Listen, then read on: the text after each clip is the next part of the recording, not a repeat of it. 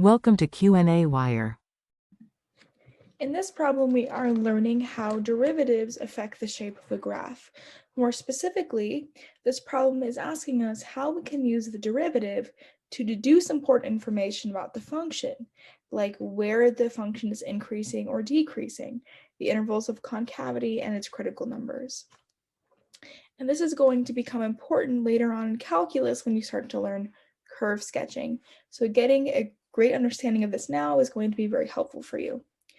So for part A, we're given the function f of x equals 1/2 x to the fourth minus 4x squared plus 3. So we need to find the critical numbers and the intervals of concavity. So the first thing that we're going to do is take the derivative. F prime of x equals 2x cubed minus 8x. We can do some factoring. We'll get 2x times x minus 2 times x plus 2. We're going to set that equal to 0 to get the critical numbers. And then we'll solve for x. So x would be 0, x is 2, and x is negative 2. So then what we're going to do is we're going to create a table. You don't have to make a table, but just keep track of the intervals. We're going to make sure that we have the intervals using the critical numbers, and then determine if our function would be increasing or decreasing in that interval. So the first interval is negative infinity to negative 2, and our function is decreasing there. And if you don't know how I'm getting that, all you have to do is take a number within that interval, plug it into the function, and see if you get a positive or a negative. For the second interval, we'd have negative 2 to 0, and we see our function is increasing there. Our third interval, is from 0 to 2, and our function is decreasing there. And then finally, our last interval is 2 to infinity, and our function is increasing there.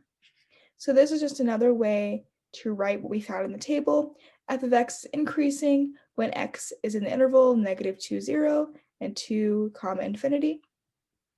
And f of x is decreasing on the interval when x is in these two intervals, negative infinity to negative 2, or 0, 2. And then for part B, we're told what are the maxes and mins of this function.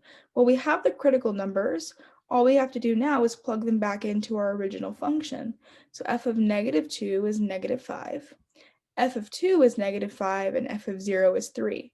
So clearly we have a minimum at negative 2 and 2, and a maximum at 0. For part C, we're told, let's check the concavity.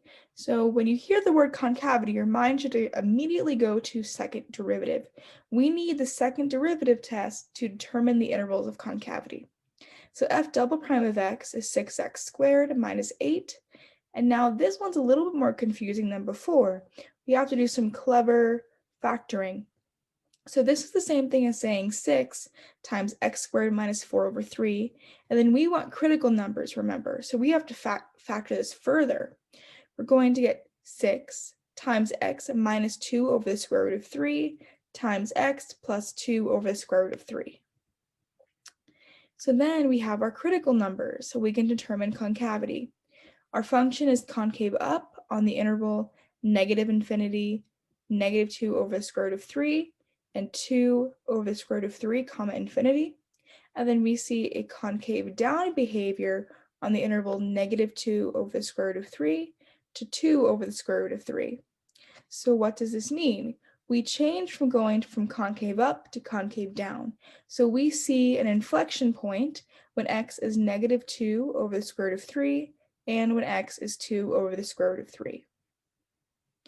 And now finally, the problem asks us, well, what's going to happen with the graph? Can we check our information from the graph? This is the graph of the function, and you can clearly see that our information that we found using just differential calculus matches the function. We see our minimums where we found them, our maximum where we found them, our concavity matches as well. So I hope that this problem helped you understand a little bit more about how the derivative affects the shape of the graph. More specifically, how we can use the derivative to deduce important information from a function, such as the intervals of increase and decrease and its concavity.